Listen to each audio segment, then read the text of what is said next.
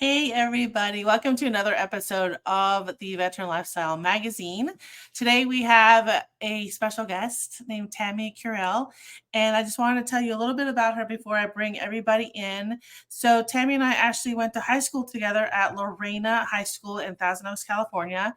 I've known her for over 30 years, and when I saw her at our last 30-year high school reunion, she had told me she was writing a book, and of course I was like, what?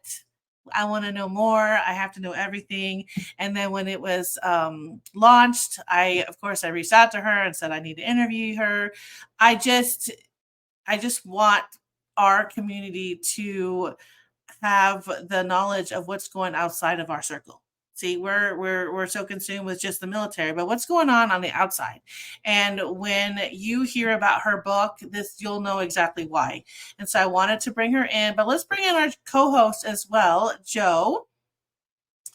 And here's Tammie. Hi, guys. So I'm really excited, truly, and we'll talk about your book later. But I have to show this is the most adorable book in the world. And I told Tammie the other day, I was like, holy shit, I never knew you were adopted. And it's not. And I was telling Joe, it's not like you're gonna wear a sign. You were a girl going to school, living her everyday life, and a family who loved her, and that's all we needed to know. That's it. And so when you decided to share your story, I was like, wow, I had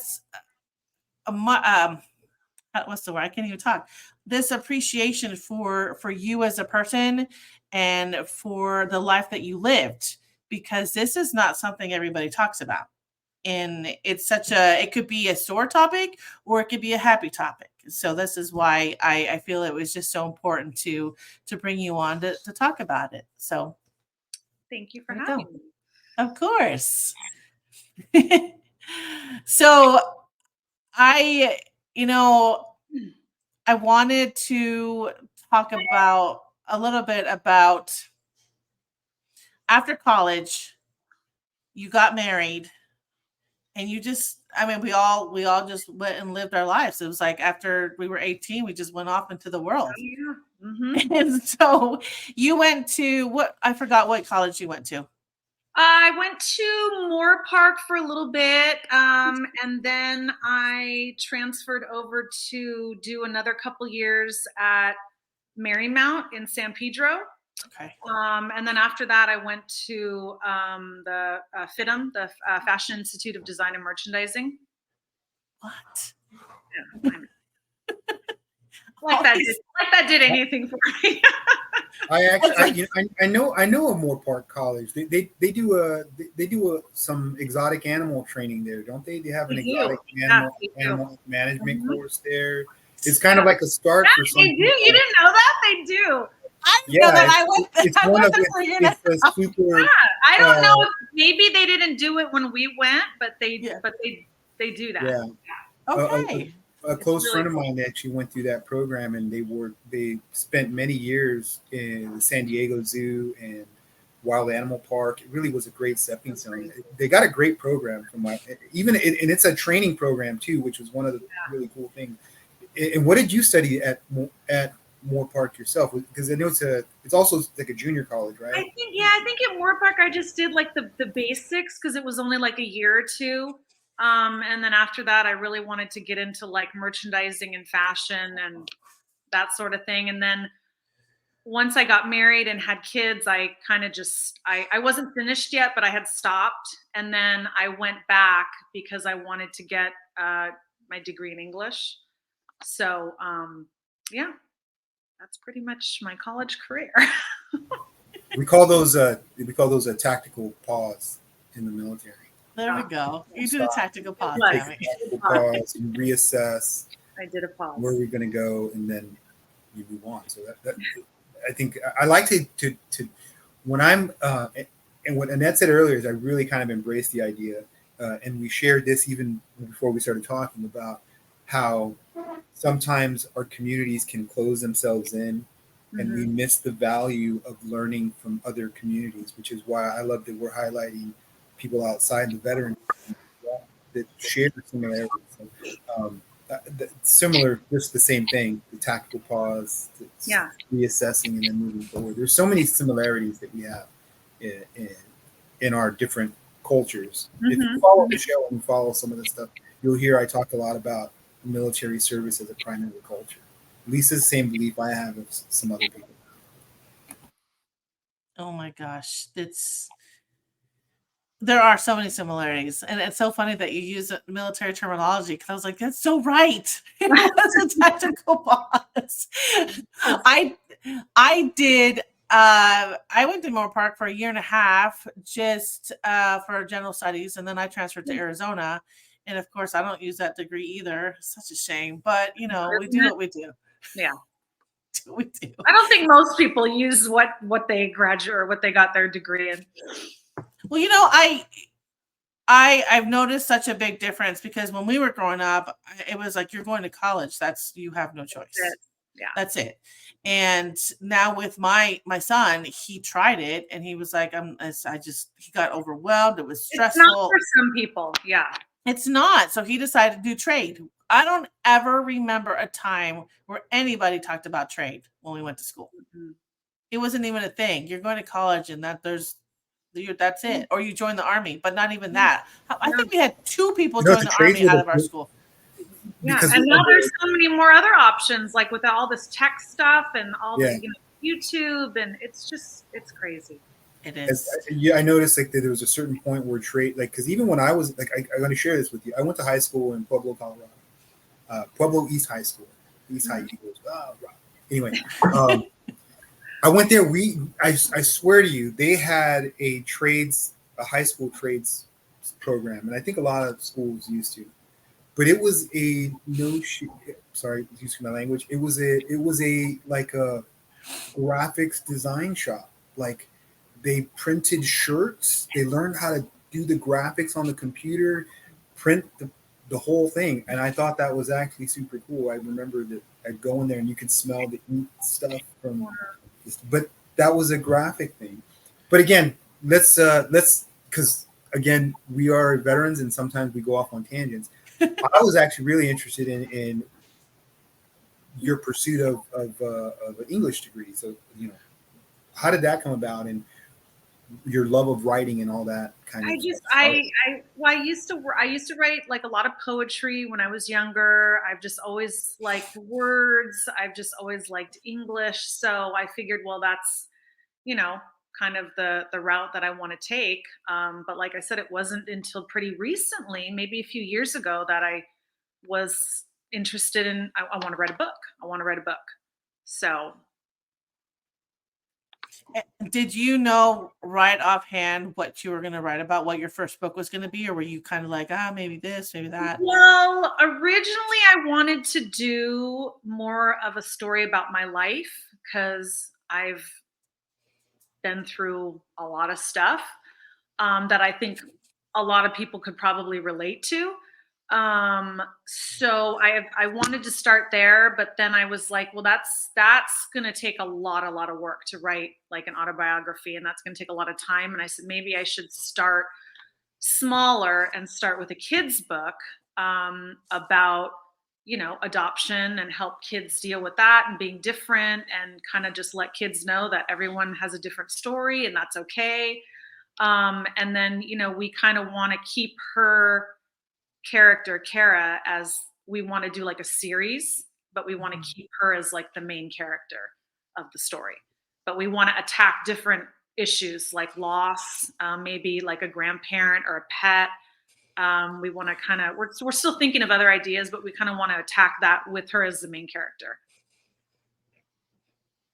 I really love that as a segue into when you decide you want to write an autobiography. Mm-hmm. I still do. Okay. I still do. I'm still going to do it. I just have to do it. Right. No, I know that it's hard. It's hard when you have to sit down and actually write about your life, because you're like, what do I keep? What do I not keep? A lot of stuff you can't remember. You're like, oh my God, what happened in between that gap that I really I don't remember. It's like a blur. So It's really going to take like a lot of a lot of just thinking and reliving and all that to kind of get what I need to get. No, you're right. How did your family feel when you decided to write this book? I didn't tell anyone at first. I kind of wanted to see what the process was, how it, how it was like going to go. And because I'd never done anything like this, I didn't know how to do it. But then, yeah, when I told everybody, they thought it was great. They thought I didn't hear any type of backlash or any negative feedback or anything. Everybody thought it was wonderful. They were Right. super excited. And yeah, so it was Well, good. in a way, Tammie, the book is kind of a little bit about your life too, though, being adopted. Are there any similarities that in the book that you drew from experience? Like, did you again? Because I more research probably could ask you back there, but were you adopted young? Were you adopted a little bit older? Like, did you find out from your parents, or how did that come about? And does it like apply in other words, how did you draw inspiration for the book? Well, I was adopted. My biological parents gave me up right after I was born, and then I was put in foster care for maybe about three or 4 months, and then I was adopted by my parents. And it was a funny story because just maybe like 5 years ago, I found both my biological parents, and we had kind of interconnected these things that started to make sense. So when I was in third grade, my parents told me I was adopted. And I didn't have any problems with it. I didn't think it was a big deal. I just remember specifically they took me into the laundry room and they told me I was adopted. And I don't really remember anything after that, but I didn't have a problem. I didn't have a problem telling people. I was never ashamed of it. I was just like, I'm adopted, whatever. And we figured out that they told me then because at that time my biological mom was inquiring about me.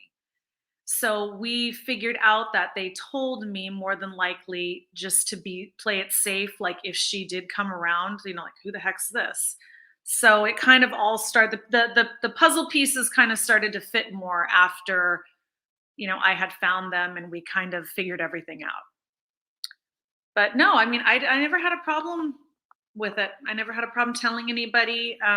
Annette probably didn't know because, like at Lorena, everybody had their kind of like their own groups, their own little cliques. And I know that my like immediate friends knew, but I didn't go around announcing it. I didn't wear a sign, I'm adopted. So. And I'm glad you didn't. Yeah, but I'm sorry, to get back to your question about inspiration for the book, it was really hard for me to write exactly about my situation because my situation was so wonderful. I was adopted by, my mom and dad who have given me this amazing life, and I never had a problem with it. I never had a problem with people knowing. So I didn't really have any like hardships with it. So we kind of had to figure out a good storyline where she would deal with, like feelings, being made fun of, that kind of thing, because I never really experienced that. So my situation was really good. So we kind of had to tweak it to where, her situation was a little bit different. So we could address those issues, a little bit more than like what I had to deal with.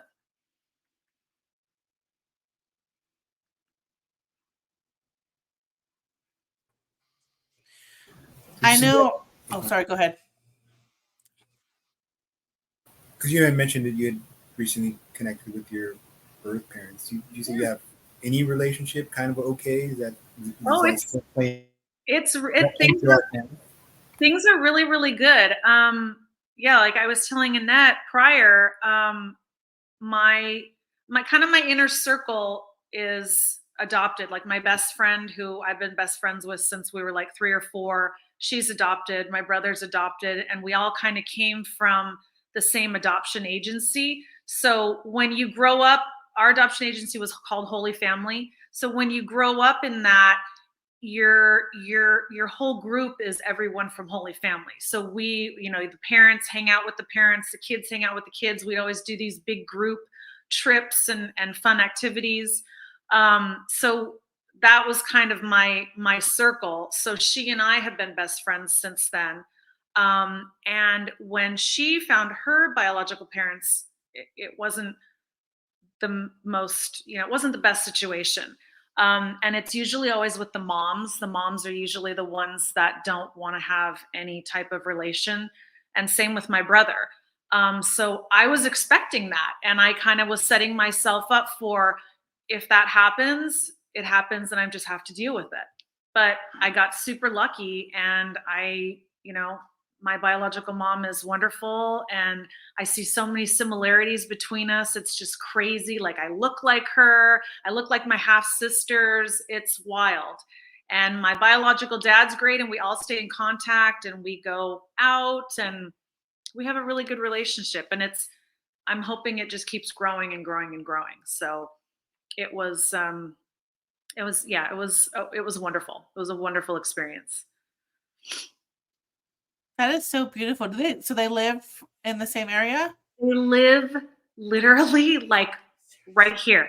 It is so crazy. My biological mom lives up north in Santa Maria, and I grew up before we moved to Camarillo. I grew up in Santa Ynez, which is like 30 minutes, and I went to school in Santa Maria, which is wild to me. And then my biological dad lives in Ventura and just recently moved out to Santa Paula. So it's I don't know. It's crazy. That's so great though. Oh my gosh. Yeah. Oh. So you said you want to continue to write more. You want to do a series.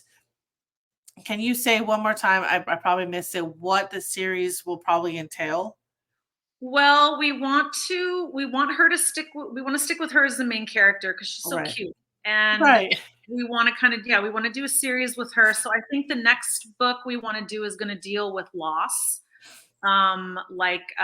She might lose a grandparent, she might lose a pet. So we kind of want to help kids. There's a book out there that can help someone deal with loss. And then I haven't really thought past that. There's ideas, but I'm not sure yet. Right. Sure. But she's always going to be dealing with something. So, that's where we're going to go with it.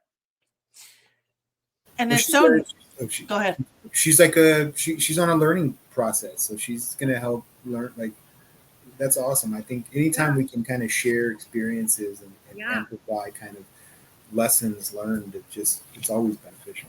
Definitely. And such important topics, because I know in the military side, people write books about how to deal with your dad deployed. And recently, or more recently, I think within the past 5-10 years, they start talking about your mom that's been deployed or your mom that's in the Army, because it's always about the dad. Yeah. And, so we have that part, but we don't see a lot in in our other life experiences about being adopted, about losing a grandparent, about losing a dog, because those are such traumatic events. And sometimes we don't know how to talk to our kids about that. I mean, I don't know. I kind of had to learn, but I still had that mindset mentality. So when I'm told to suck it up and stop crying, then I want to tell my kids the same. I'm like, you can't do that. Yeah. You can't. I want to suck it up and move on. I can't. So we need to have that book that helps us guide. Definitely. So the way I was brought up isn't the way that you probably should raise your kids now, because it's so different. So I really do appreciate the fact that you are thinking about those things and putting your life out there in order to help other people. I know I was telling Joe, I know that when I had made a social media post the other day talking about our upcoming interview, and I had a friend who works for CPS here in Bell County, and she was like, I need that book for my kids. That's wonderful. And I said, I know. And so we're trying to figure out how to make that happen. But it touched somebody because she already knew this is going to help the kids that she sees in foster home, or that parents relinquish their rights or whatever. There's all kinds of different reasons, but kids they don't understand. They don't understand. And how do you, I don't even know. I can't fathom. I know there was a point in my life where I thought about adopting children, but that's just something that could really traumatize a child, right? If you don't tell them the proper way. I don't know. I don't even know I'm not knowledgeable in this area. So I can't imagine. So I'm so glad there's a book out here that touched somebody. And I think, Joe, you were talking about something about a nonprofit that you have seen in this area, this line of work. Yeah, I mean, they actually they support more of the kids in the foster system. So they try to do their push is to try to get like actual suitcases, right? Like really nice suitcases, because one of the biggest hardships that they noticed was these kids have to go from one place to another and they don't have suitcases. So what do? All their stuff is like in like trash bags or like grocery bags, stuff like that, right? So like they're saying, if kids are going to let's get them at least some nice suitcases, right? Something they can put their stuff in, and they know this is mine. Yeah. Because I think probably kids that aren't adopted, and again, I don't know because I'm not in that situation, but that are just in the foster system, they probably don't feel like anything belongs to them. No. It's temporary. No. Yeah. And that's the crazy thing too, is sometimes you know, when you start talking about all this stuff, you think, you know, wow, like that could have been me. Like, what if no one had adopted me? What if I was in foster care and I aged out? And you're just, I mean, it's just, you feel so lucky. But it was, and these days I know things are so different, because when you adopt now, it's like, you know, the birth mom and you guys are all together, and people have, you know, like everything is done so much differently than back in the 70s, and that's why another reason I had to kind of change things up, because when back then it was like taboo, like, oh my God, you know, your 18-year-old daughter's pregnant. She's going to be sent down to the girls' school for pregnant girls, and have their babies. Like it's so different now. So it's like that's another reason I had to kind of change things, because things aren't done like that anymore. Mm-hmm. So it's all crazy. Have you ever thought, and this is just my entrepreneur brain speaking, have you ever thought about speaking at schools or, I don't know, you know, children's homes about this? I mean, to be honest, no. My husband said, you know, you just, because I'm not good at that. I'm not good in talking in front of people. I get very nervous, very anxious. But like I said, it's different when you're talking about you and your life, right, rather than like you're rehearsing a speech and you're giving, you know, you're talking about a topic you don't like or don't understand. So this is a little bit easier. I mean, I would definitely not have an issue doing that. I don't really know how to go about that. Right. I'm trying to right now get a hold of like adoption agencies to see if maybe I can send them a copy of the book. And if it's something they can use, you know, that's kind of where I'm at right now. But I mean, I wouldn't have a problem talking to kids or schools no, I think it would be really good. I love that. Go ahead. No, I was going to say, and it's still kind of a pretty sensitive subject, right? Like, I think even today, probably some parents are on the line. Let's not tell them. Let's tell. That's always going to be the debate. Like, I think of a parent, right, that adopts a child, and probably like, what's the best interest for them? Yeah.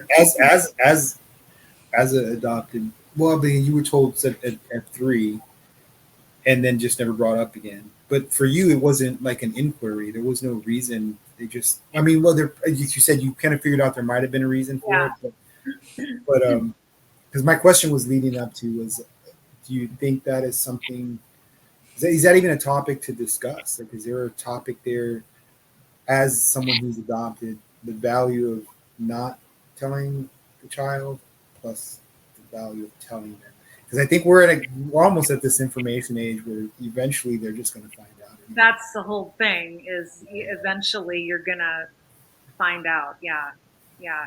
And I know for some people, myself and my best friend included, sometimes you feel a disconnect, like there's something there. So I would think that would be a factor in it as well. Like maybe it's just how we are as a person. Cause like, I know like with my brother, like he's very like connected to my parents and he always has been. But when it came to me, I was not. And I know that that's how it was for my best friend as well. So you're always going to feel something.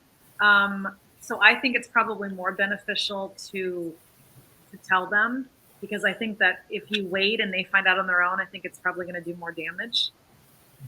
It's probably just better to be upfront, and then that way you can sit them down and you can explain to them what happened and why, how much you love them and you wanted to give them a better life, and you can explain all that rather than them finding out on their own and them thinking, oh, I can't trust you and you lied to me and that kind of stuff. So yeah. I think it's better just to kind of be honest, and this is a situation and we love you, and just talk to them.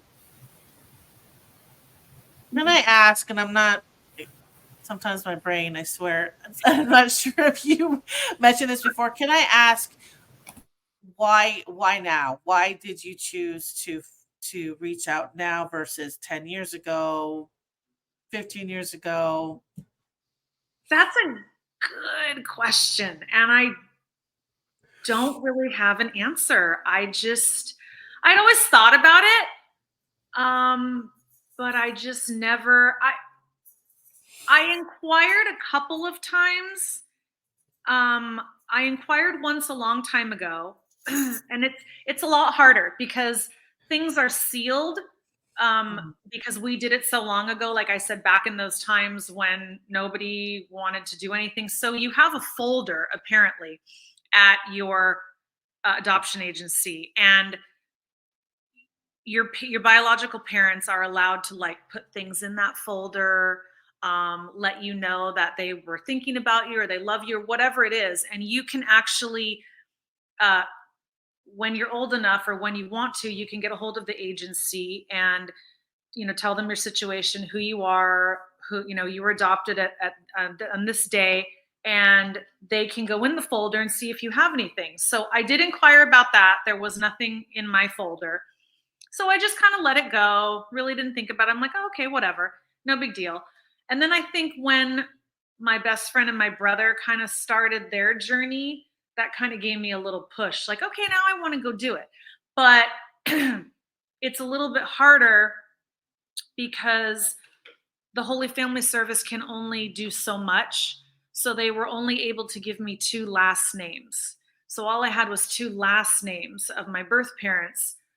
So I went on to ancestry.com and I did find my original birth certificate, which is kind of crazy because you were given an entirely different name. So it's like, oh my God, I have 2 identities, right? So it was really weird. But from that, I couldn't really find out anything more. So I actually had to hire a PI.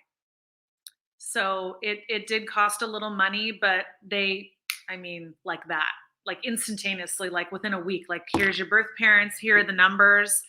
And I actually had a really good friend of mine actually make the call for me because I was so nervous and scared and I didn't know what to expect. So that was pretty much it. And now here we are. Oh my gosh. Right?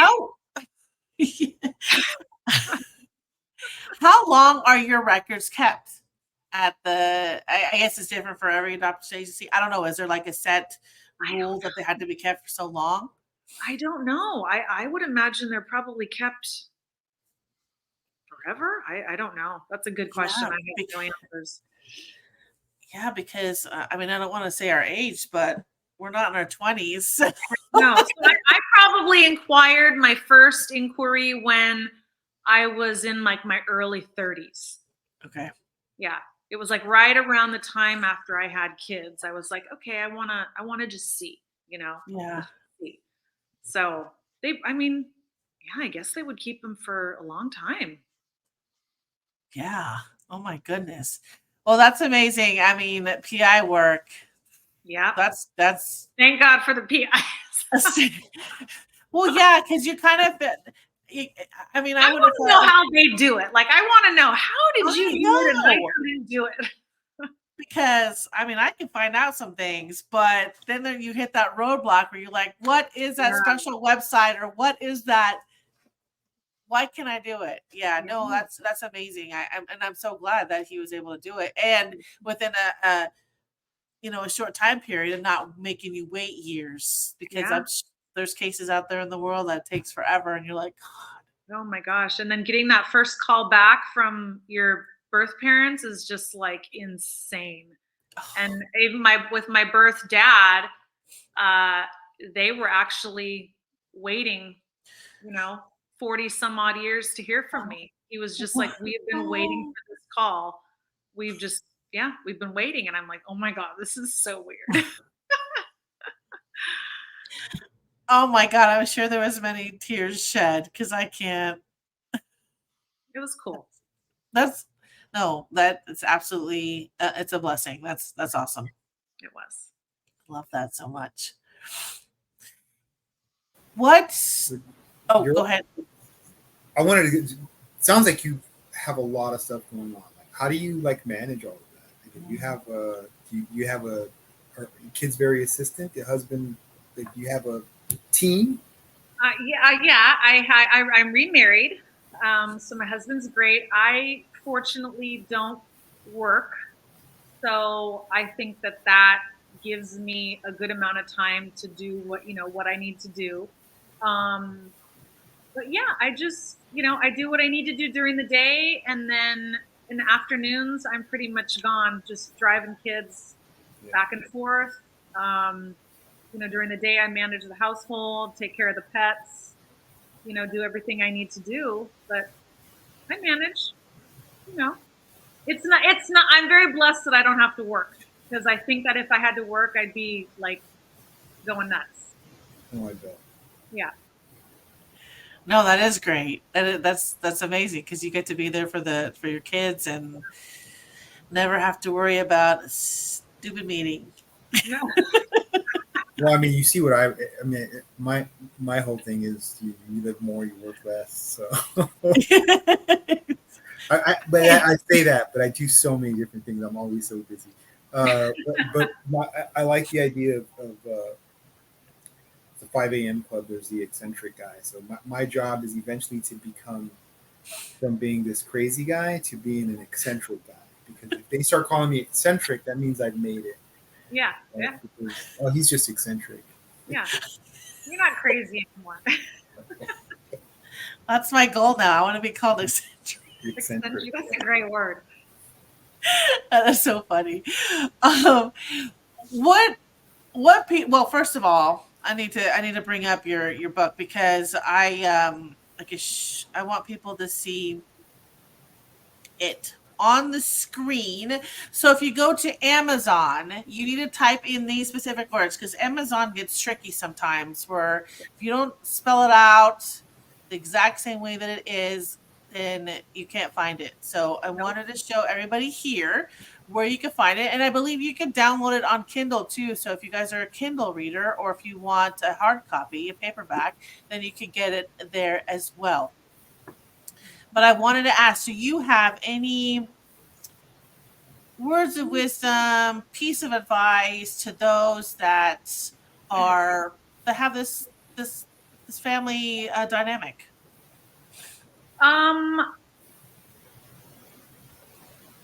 I mean, I would just say, like, we were talking about before, if you haven't told your kids and you're struggling with that, I would just say definitely the sooner the better. Be honest, be open, definitely talk. The more you talk about it, um, the better, because when, like in my situation, it wasn't really ever talked about or discussed, and I think that maybe that may have been the time back then, where I think a lot of parents now are more open with their kids, open about all these different topics.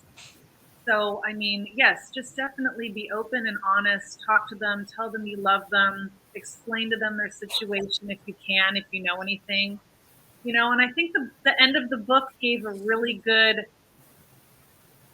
ending as to just, you know, everyone is unique, everyone's different, everyone comes from, a different scenario. And that's what makes the world go round. We're all different. And, don't be ashamed of it. Don't be ashamed of anything. You're special, you're unique, you're beautiful. And I just want to make kids feel good and feel special. And it's so hard in this world today with all the social media and all just, I have such a struggle with my own daughter. It's just, these stipulations that they put on, how to look and how to dress and how to do this. And it's hard. I mean, it's even hard for us Yeah. Yes. at our age. We feel it too. So I just would really like, to get the message out there that, everyone's beautiful, no matter what you look like, no matter where you come from. So, I mean, yeah, that's pretty much it. No, I appreciate that. And it's funny because my 21-year-old son told me to stay off social media. Yeah. He's like, Mom, you see all these people up there living, portraying a part of their life that's not even real. Portraying is a great word.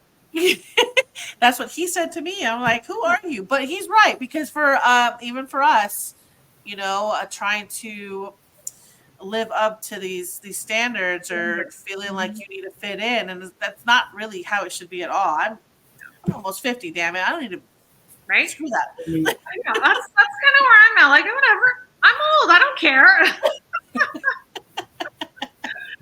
I think there's still hope for us too, though. That's the thing is like there's still hope because we're recognizing these things. People are seeing, hey, and inherently, social media, the algorithm, AI, currently, I don't think is as bad as we think, but it can be. Yeah.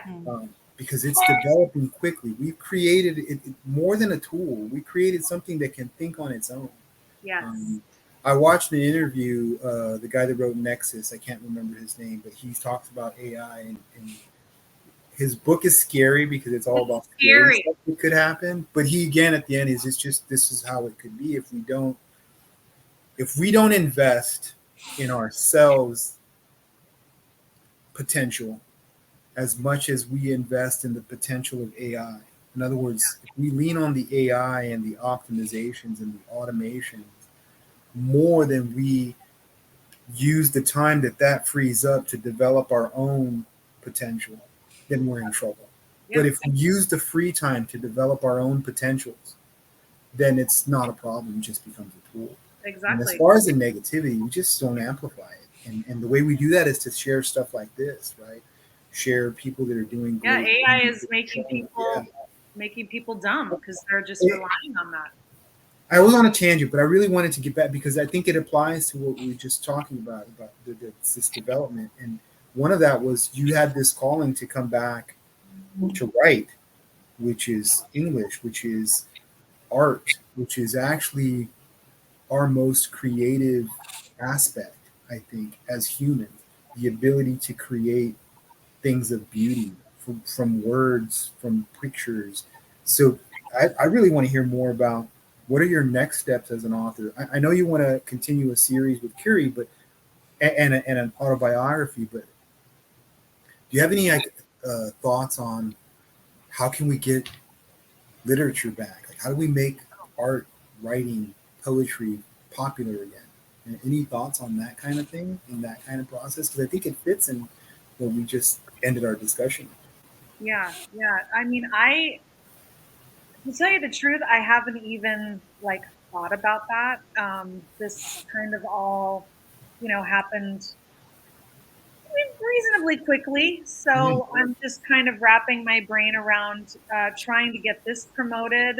And then, if I can help people with this, like I said, get it out there to adoption agencies or foster homes or even, therapists. I know people, go into therapy to discuss this kind of stuff all the time.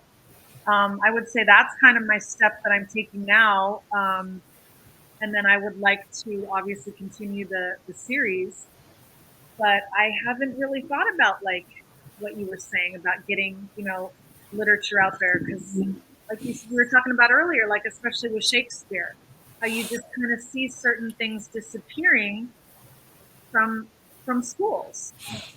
Um, so yeah, I wouldn't really know how to address that. Well, fortunately, you have two people here who do that Yeah, kind of thing all the time. So yeah. we can totally And I'm help you with getting that. familiar with this. This is like I said, my first go around. This is all new to me, so I'm learning as I go. No, you're That's doing great. that's how we all had to start, really. It was just Yeah, it's so it gets overwhelming sometimes, but then when you come back to your why, then it helps you to move Yeah. forward. So yeah. yeah, we could totally help you with that. Um, but do you have any other words, Joe or Tammie? No. Get the book. It's Yes, on Amazon. Great read. Really, really get easy the read. it. Very Yes, insightful. absolutely. Get the book, and if you have any questions and you can't find it or whatever, just reach out, and I will send you the link. I will Yeah, send you and the link. if anybody has any questions, they can all, always contact me on social media. And I really appreciate you guys taking the time to have me on your show. Oh, I'm so honored. I'm so glad that you attended our reunion.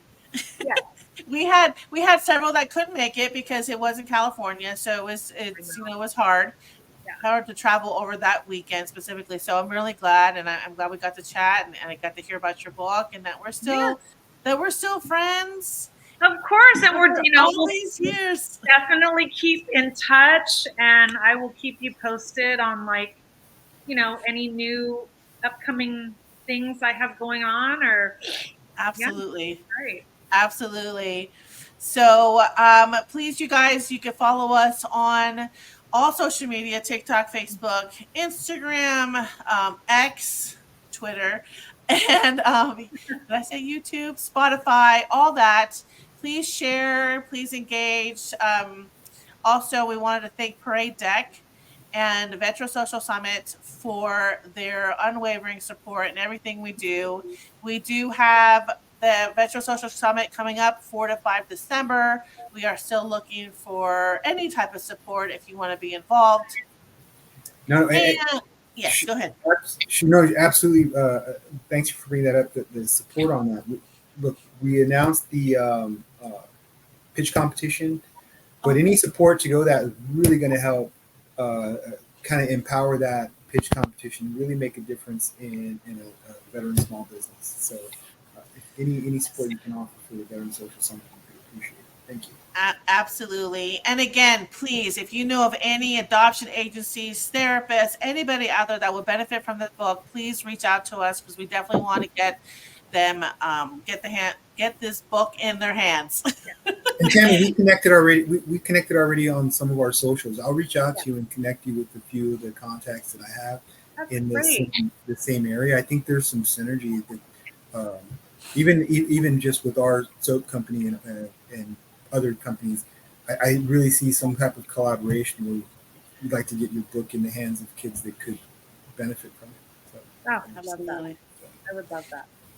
Thank you so much for your time. Thank you for who you are and for writing this book. And I can't wait to see what comes next. Thank you guys so much. Thank you.